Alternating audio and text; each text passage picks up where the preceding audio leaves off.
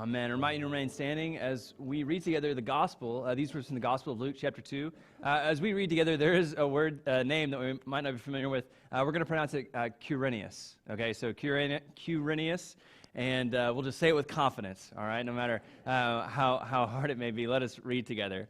In those days, a decree went out from the Emperor Augustus that all the world should be registered. This was the first registration and was taken while Quirinius was governor of Syria. All went to their own towns to be registered.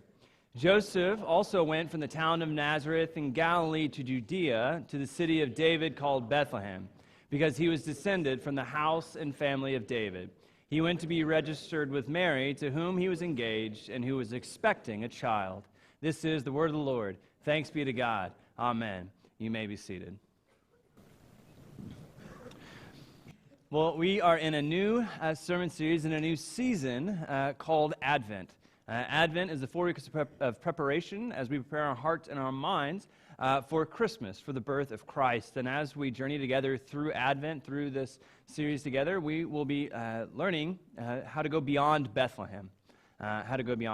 This is Advent, and we have an Advent wreath to commemorate each of the 4 weeks of the season of Advent, as well as the middle Christ candle for Christmas Eve. And we remember that this week is the week of hope. And so we light the candle of hope as well. We do remember this season of Advent as we prepare our hearts and our minds, and we kind of need some hope in this world. Right? Is that not just evident as we look around and as we go throughout our day and as we watch the news and as we engage in conversation? It just is pretty clear that we need some hope. And as I look throughout this world and as I kind of participate in these conversations, one thing is just kind of really clear, that we're just afraid. Do you believe that? We're afraid. If you have your sermon notes, I invite you to take those out. It might help guide you through this sermon. And one of the things that I think is just really clear is that we are afraid. We are afraid. And that can be the only explanation for some of the words that have said that have hurt our brothers and sisters, and some of the actions that we've taken, and some of the things that have happened throughout our world, and some of the awful things that have taken place is simply just because we are afraid. We're afraid. I, for one, can definitely resonate with that fear. One of the reasons that I'm afraid is because of this. This is actually a picture of my son, Elijah. Who'll be born on February 29th. It will induce, so we might have a leap year baby. We might save a lot of money on birthday presents. And I'm just kidding. He'll really have a birthday every year, I promise. Don't tell, no. But he's soon to be born in just a few months, and it kind of makes you afraid, right? As you watch the news and as you look out in the world today, it just is kind of makes you afraid that you will bring another person into this world, and you start to consider, what is his world like? And my daughter Anna is 2 now, and I wonder what her world is going to be like when she grows up. What kind of world will she live into? Especially considering all the things that have happened not only abroad but in our own country, and all of these things start happening, we become afraid. I don't know if you can resonate with that fear or not, but I have a feeling we can, especially as we head towards Christmas and things just get really crazy. And our anxiety increases and all these things happen, and we just become kind of fearful. Not only do we have to fit all of our schedules and all these meetings and parties and all these things that happen, it seems like all the work that ever gets done is between Thanksgiving and Christmas, and just everything kind of ramps up. And we not only look at all of that, all the stuff we have to do, but all the money we have to spend. Right? There's just like a lot of money that gets spent on Christmas. We've actually learned that in this year, we Americans are expected to spend over $265 billion on Christmas. $265 billion on Christmas. I wonder how much of that money is actually going to things we need. $265 billion on Christmas is what we're expected to spend, and we have to maybe even look at our budget and say, what are we going to do with our money, right? What are we going to do, with all this money that we need to spend on this person or that person, and they bought us a gift last year, do we have to buy them a gift this year? And what are we going to do? And we start to become afraid. We start to become afraid, and not only for these reasons, not only because, money might be tight, or, I've got a lot of work to do, or not only because of that reason, because of what we see in this country, and we see shootings and awful things that happen, but we also see abroad these terrible tragedies that are taking place all over the world. one of the things that we've learned is that according to the United Nations, there are over 4 million Syrian refugees in the world. 4 million people who are displaced from their homes, who are living in camps, who might not even have clean running water or food to eat. There are 4 million people without homes, and we hear these words and we start to become afraid because we don't know who these people are, and we know that they need homes, and we don't know where they can go or who they can stay with, and we just become afraid, friends. We become afraid. But the good news is that there is hope. There's hope. We read this morning from the Gospel of Luke, part of the story of the birth of Christ. And just prior to the passage that we read earlier, Jesus' birth is actually announced to Mary, the mother of Jesus. And I think the passage that announces Jesus' birth is just beautiful. We read about it in the Gospel of Luke. In the 6th month, the angel Gabriel was sent by God to a town in Galilee called Nazareth, to a virgin engaged to a man whose name was Joseph of the house of David. The virgin's name was Mary. And he came to her and said, "Greetings, favored one, the Lord is with you." But she was much perplexed by his words and pondered what sort of greeting this might be. The angel said to her, "Do not be," what, friends? "Afraid.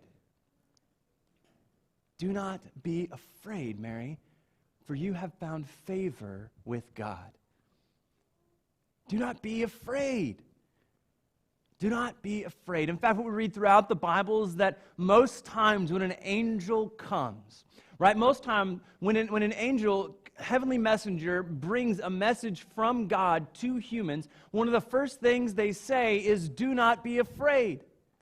One of the first things that every angel says when he greets a human is, "Do not be afraid." I think one of the reasons is because angels know what fear does to humans, right? Angels know. They've seen it happen before. They know what fear does to humans. It causes us to act unhuman. It causes us to act like other people aren't our own brothers and sisters. It causes us to act and think like we are not sons and daughters of God. What the angel Gabriel says, both to Mary and to us, is to do not be afraid. Gabriel said that to Mary, and I think that's really just kind of hilarious because Gabriel said it to Mary, and Mary had many things to fear, right? She had a great deal to fear. One of the things that she had to fear is the fact that she was 13 or 14 years old. She was a teenager. She was a teenager, and Gabriel was giving her this message and saying, "You will bear the Christ child. You will be the one who will be known throughout the ages, for the rest of history. You will be known as the mother of Christ." A teenager is who received this message.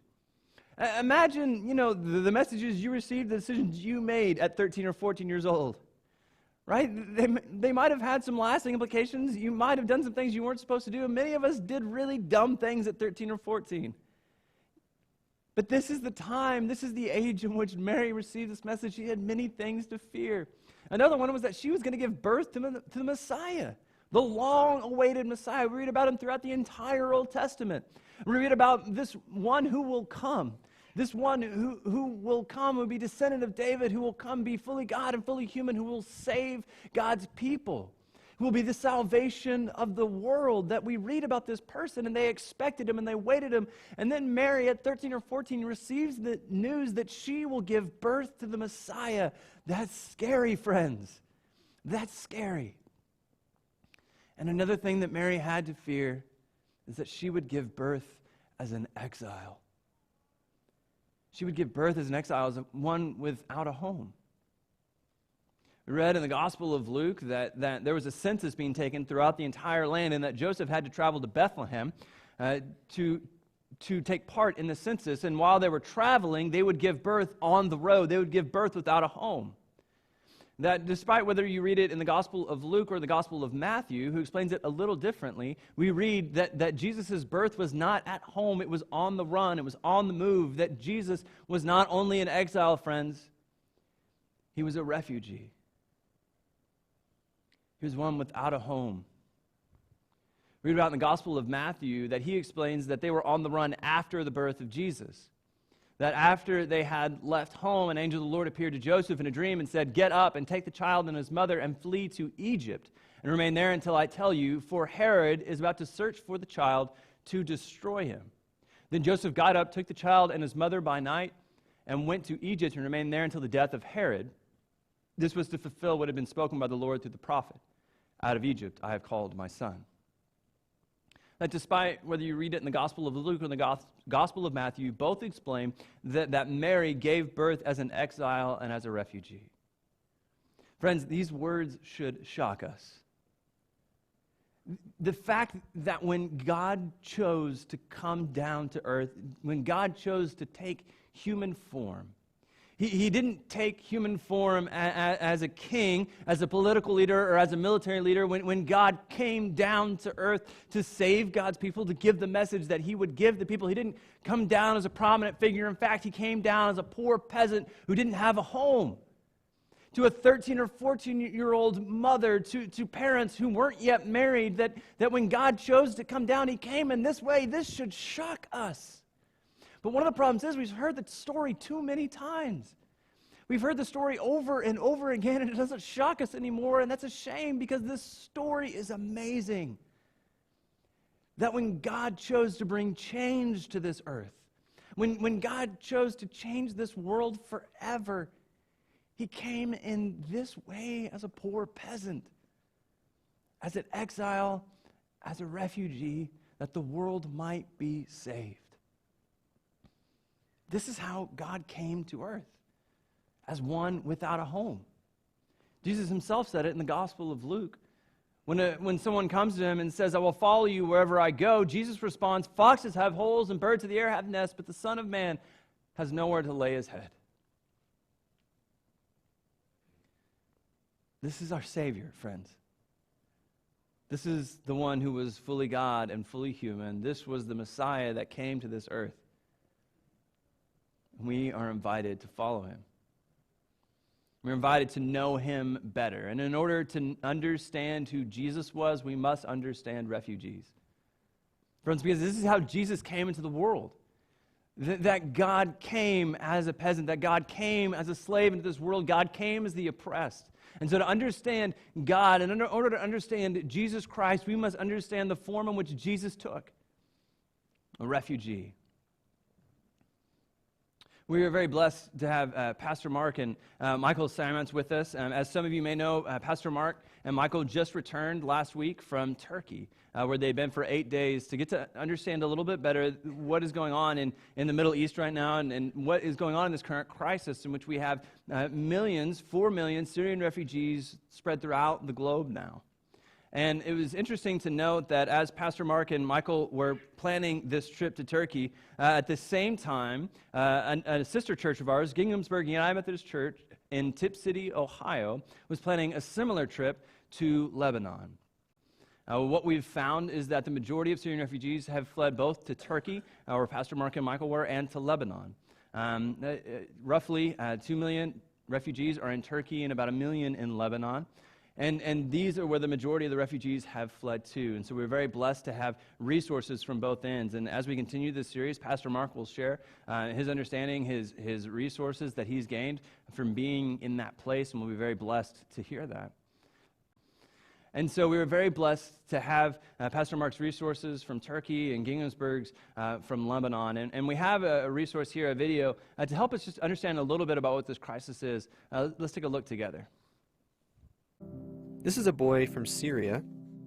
He's also 3 years old, and just like my son, 100% pure, the purest of pure human beings. Their family lives here, in opposition to my experience, directly interrupted and uprooted by the world's problems. And you know, that's a lot more common than you might think. Right now, 1 in every 122 people on Earth are on the run. Some from natural disaster, but more and more are seeking refuge from violence and persecution, political upheaval, and social implications beyond their control. 57 million people, and counting, have been forced to flee their homes and seek safety across borders. Welcome to church. Did you see the little boy the beginning of the video. That's Jesus. That's the form that Christ took in order to save us.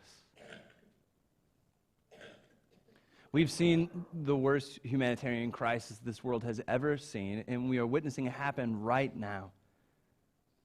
And as Christians, as ones who proclaim to be the light of the world, we are invited to respond. And I know, believe me, I know that this issue is just racked with political debate from both sides. And I'm not trying to tell you that we should just, fling open our borders and just let everyone in, nor am I saying that we should just ignore this entire problem altogether. What I am saying, church, is that we are called to respond. We are called to respond as people of faith, as ones who profess to follow Christ, the risen Savior, the one who took the form of a slave that he might save the entire world. We are called to respond. We're called to respond. One of the reasons that we're called to respond is because many of the people who are being persecuted are Christians. Many of the people who are being persecuted are Christians, and we have some footage from their accounts. Let's take a look at that together.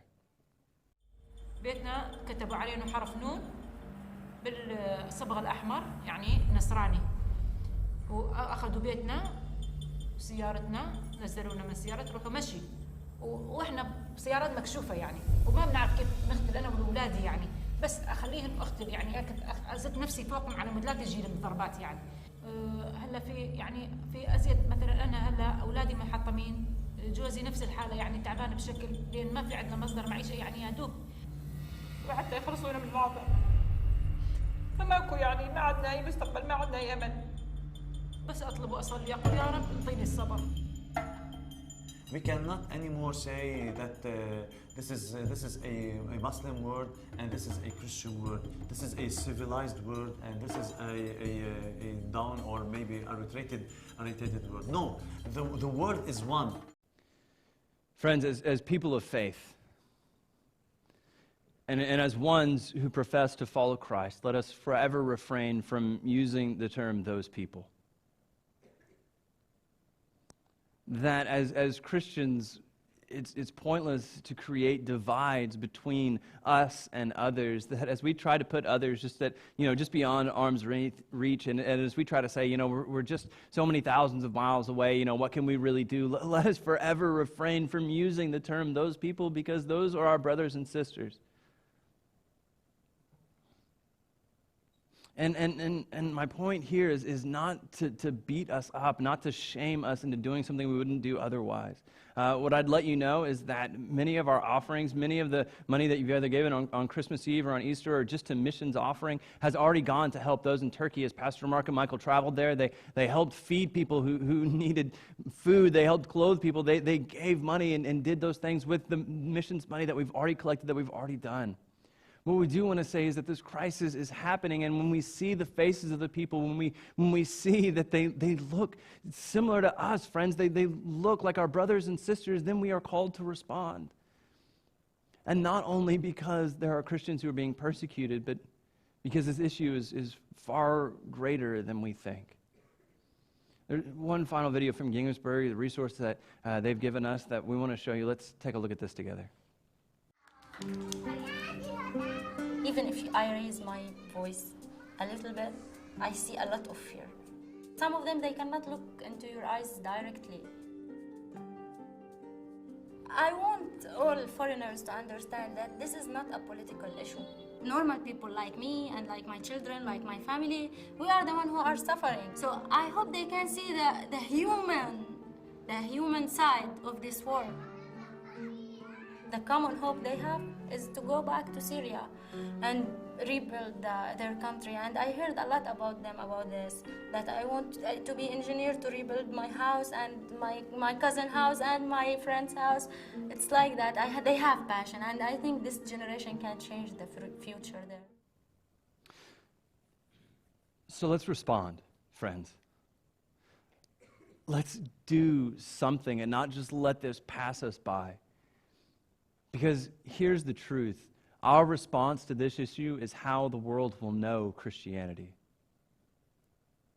What we do right now is how the world will understand people who profess the Christian faith. What we do right now is how people will understand who Christians are. So let's respond. Let's do something. I want to invite you to do at least one, maybe all three of these things. You might consider them action steps. You might consider them things to do or just challenges. That one of the first things that we could do, friends, is to just pray. To pray. And as Christians, we believe that our prayer has power, that it has the power to change the world. That we would just start by praying for those who are refugees, one of those 4 million people, that we would just pray for them, that they might find the shelter, the refuge, the hope, that they might find what they're searching for. We'd also pray for the leaders, friends, not only of our local government, of our nation, but we would pray for global leaders, those who actually have a power to change the world. And that we would also pray, friends, for those who stand in opposition to these people. Friends, that we would pray that God would change the heart and minds of those who are in ISIS. Christ told us to pray for our enemies, friends, that we might actually do it. So one of the things I would invite us to do is to just pray. But another thing is to maybe even spend a little less this Christmas. As you maybe heard me say last week, our Christmas Eve offering, 100% of the offering that we collect both on Christmas Eve and on Easter, is given to mission. That goes both around the world to help those who are in crisis and also goes to those locally who need help. We would let you know that is the same will be true for this Christmas Eve offering that we collect. It will go both to refugees in Turkey, as well as those in Guatemala who need clean water, as well to the local YMCA and the Hope Center. This is what that money does. And so we would invite you to consider what you're spending on Christmas. I invite you to look at that amount and maybe even consider cutting that in half. And spending half the money on Christmas and then half the money on Jesus on his birthday. And give that to mission. You can give that here, or you can just give that to mission. Just give it to people in need. That we would spend less, and not just money, but we would spend less, friends, in just things that don't matter. One of the things we might consider spending less time on is Facebook. Can we just agree, right, that maybe some conversations on Facebook that we got started in really aren't going to change anybody's mind, really isn't going to, help feed hungry families? Let's just agree as people of faith maybe to spend less time on Facebook. Friends, that we would just consider spending less time and less effort and less energy on things that just don't matter in the grand scheme of things. And that we not only spend less, but maybe we would give more. Give more to mission, but give more of our time as well. If you don't have the resources or the effort to go to the Middle East to actually give your time directly to them, that we would just give it in mission, just locally, that we would go volunteer at agencies who are in desperate need of help, the Regional Food Bank, the Hope Center, that we would just go somewhere, give our time, know what it is to give up, to volunteer, to do something selfless, that we would consider doing that. Because, friends, again, what we do right now is how the world will know Christianity, is how the world will understand those who profess the Christian faith. And I don't know if you have the same pulse that I do on the world, but it seems like on a global scale, and at least on a national scale, Christianity is kind of fading in popular opinion.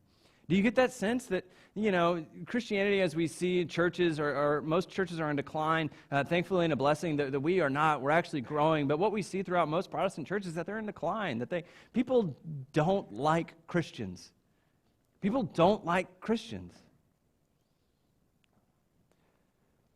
But maybe that's because they don't truly understand what a Christian really is. And maybe what they see are Christians engaged in kind of hypocritical and meaningless debates and us backbiting and fighting each other and calling each other names and doing things to each other. And they say, I don't want to take any part in that. But what if they looked at Christians and they truly saw the hands and feet of Christ, that they truly saw us doing something that mattered in this world?